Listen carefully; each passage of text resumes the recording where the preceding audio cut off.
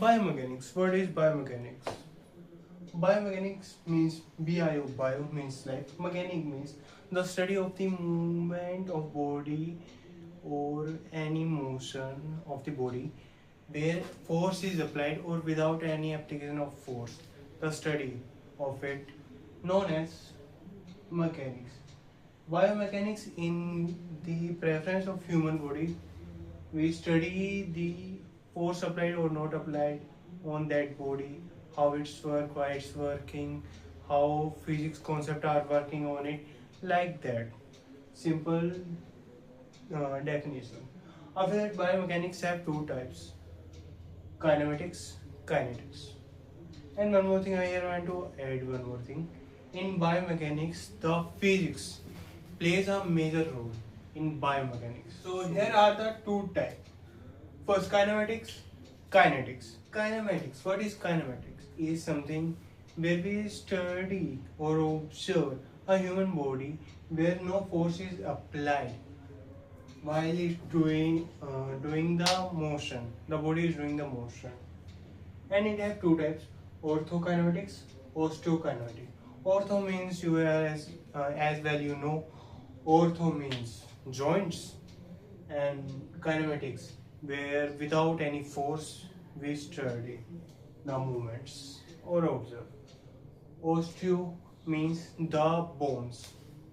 Kinetics we already know, without force. So kinetics. Kinetic is the study of any body where the application of force when the body is doing any motion. That is kinematic. Kinetics have two types: static, dynamic. Static is basic means where right now I am in a static position. That is static. Dynamic. This is dynamic. As you can see, I am doing the motion. Flow. So now there are variables also present. How without a variable? First, type of motion. Second, location in space of motion. Direction of the motion. Magnitude of the motion. Velocity. We come on the type on after. Now we will explain these simply. So first, type of motion. Type of motion, it have three types: translatory motion, rotatory motion, curvilinear motion. Now come to translatory motion. What is translatory motion? For example, this is a here is something I have put my hand on, okay, and here is an object or a glass. A glass is here. Now when I just push my hand in linear movement or in linear motion, then I will move this segment and this segment. These two segments only, not my arm. So forearm and hand, I move in linear motion like that.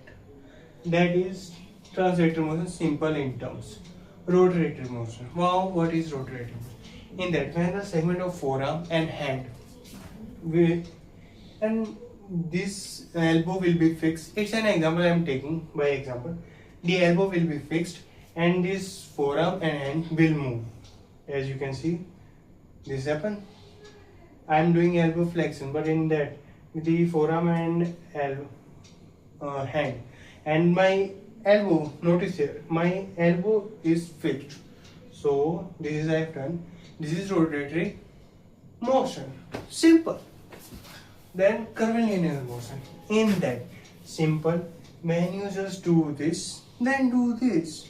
This is curvilinear motion. Now you are guessing what I am telling, guys.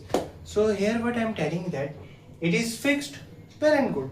You have done elbow flexion. After that, you have done this also. First this, then this. Here you have moved the shoulder also. Not just these segments, but this segment also. Now you have done flexion. So this is curvilinear motion. And there are two diagrams which you can just, for exam theory purpose, you can just draw it for extra marks. Now we come on the location of motion. And in this, you have to remember three things. There are plane and axis, three plane, three axis. And in that, there is the specific term you have to remember. Three terms you have to remember perfectly: sagittal, coronary, transverse. Now here are these three terms and they have different terms name, but they have same meaning. Different terms are different, but meaning are same. For example, sagittal can be say AP or anterior posteriorly or Z axis. So if it's a plane, then sagittal plane, AP plane, anterior posterior plane. Okay, Z axis it won't be. But if it's an axis, sagittal axis, AP axis, anterior posterior axis or Z axis.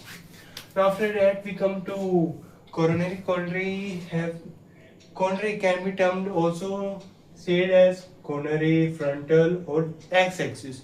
So if it's a coronary or frontal, both are same. If vertical or longitudinal, it's something important which you understand in further video. Vertical and longitudinal means both same. Means simple, both same. And or you can say y-axis. Now we have three cases you can take. I'm saying three cases from myself. Just in simplification I have done this so you to understand. First, if there is plane and axis, so now you have doubt like what is plane and axis. If you remember in your high school, in that there were x-axis, y-axis, z-axis, x-axis, y-axis, z-axis, like that. Okay, so here the sagittal, so the plane and axis are perpendicular to each other. First thing. Second thing, now we take the first case, plane, sagittal plane. Sagittal, what is sagittal? So sagittal which divide my body half, okay, like this. If it's crossed like this, my body is divided half parallelly, like that. And frontal mean like this, coronary, in which my body divided anterior and posteriorly, that is coronary. So this is plane, this is axis, sagittal plane and frontal axis. And here is the example. You can take the example of flexion and extension, and in that, for the best example I can give it to you. Flexion, it's come in the sagittal plane and the axis is frontal. In this, the flexion and extension of the shoulder, elbow, hip, trunk, this whole part is the trunk, like that. Now we go on the second case, plane axis example. So if the plane is frontal, you can just do the opposite. So this becomes a plane and this becomes the axis, and both are 90 degree. So coronary or frontal is the plane, sagittal axis.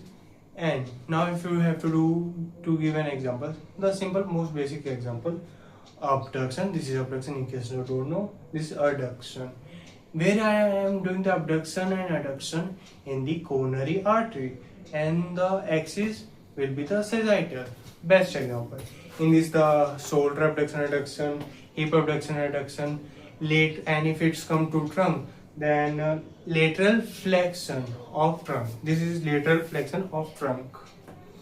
Now we come on the third case, transverse plane will be transverse. Transverse is divide my upper extremity and lower extremity. This is like this. This is my upper extremity. This is my lower extremity. Manage divides this coronary plane, which divide lower extremity, upper extremity. The plane will be transverse. Here axis will be vertical. Axis is coming. This is the y-axis. Vertical means y-axis, which I have just pointed out, which I told you to here. And in this, there are simple example, medial and lateral rotation. For example, if you take the shoulder, medial and lateral rotation, this is medial rotation, this is external rotation. In this plane, this is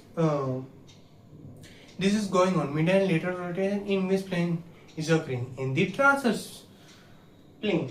And what is the axis? Y-axis or vertical or longitudinal, like that. And one more thing, in the practical exam you have to make sure you have to remember that it practical, ma'am, the one who have come examiner, they can ask you anything. Like they can ask you anything from the syllabus, not out of the syllabus, but from this. This is the main basic thing. This today we have teach on 8/7/2026, 8 July 2026. This was teach, and ma'am have told us in practical exam they can ask us this. Not like this much basic, but they will application how, like this flexion extension, abduction, adduction, or they can give the case like that. Simple basic, no stress. Just you have to understand the application. If you just understand this, then it will be no problem. Now, if comes to book, then our lecturer had told us that Cynthia C. Norkin, from that book, reference book we can study. So this is today update as first day as second year student.